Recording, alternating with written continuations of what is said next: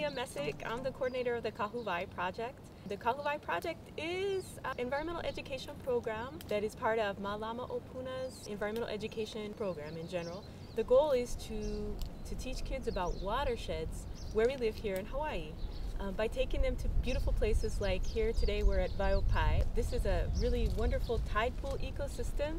There's some very spectacular coral reefs here, and a lot of fresh water flows into these pools from tiny little caverns and lava tubes and actually runs off from up above. Part of the point of our program is to teach that what happens up above in the forest affects what happens all the way down, including here to the coral reefs, which are very important to us because a lot of our fish spawn here, and they're actually just beautiful places. Here at Wai Opae, we're trying to eradicate the invasive red mangrove. The red mangroves are hurting this area because they're displacing native forests, and they're also causing sedimentation, which suffocates coral. So the red mangroves were a serious threat to these coral pools and also to the forest. And these students have helped us about 3 years ago pulling up baby mangroves, and they did a really good job. And now this place looks very different. I'm Wai Opae.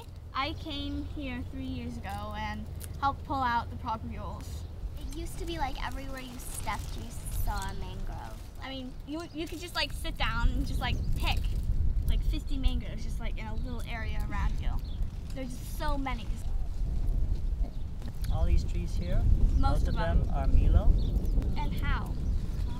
And before, the Milo was here, but not as extensively as it appears now. Yeah, it's coming back. In most areas, it was seriously dominated by the mangrove. You know, there may have been a few Milo seedlings down in underneath, but you looked at them and couldn't have much hope for them without removing the mangrove. Yeah, they look scraggly, and oh yeah, that's another thing. The grass is starting to come back around here. There wasn't very much grass. Yeah, it was all brown. Yeah, all the grass is brown. There's the akuli too. There's one little bit of it there, but I think there's more akuli and more naupaka as well. Yeah. The water's it's way clearer now. It is clearer. It looks, yeah. It looks a lot more inviting than it did before. It was all cloudy and we go in the water so much. I'm here to share what I think is my passion about the water and the water element, but you're here because you're helping protect that water element. We're really going to hope that you get close to the Hawaiian Gregories, and this will be the tough one. Yeah. I'm going to give you the hard ones to figure out first. These are the farmers. We've had a lot of discussion about sunlight, thank you for moving the mangroves, and algae growing, and algae on the outside along the rocks turns out to be their favorite food, and these are farmers. They're the fish that had little patches of algae and plankton and stuff. They're little farmers. They are. They have their little field, and they clear it all out, and they chase away all the other fish and stuff. We'll get close to one single really beautiful mushroom coral. And then, right next to where the mushroom coral lives is a school of raccoon butterfly fish. I count them almost every day. I'm watching them. The ocean is basically the other lung of the earth, and coral reefs are really important parts of it.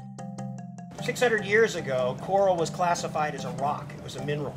When they figured out it wasn't a mineral, they guessed it was a plant. It's an animal. Each tiny little hole, about 1 millimeter, about the width of your fingernail, is one individual animal. They're all living together. They are all connected together.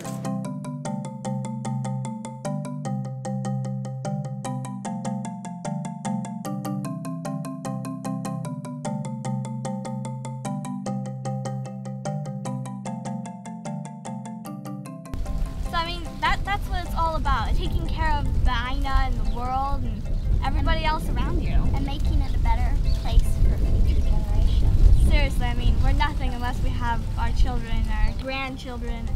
We gotta make it a nice place for them.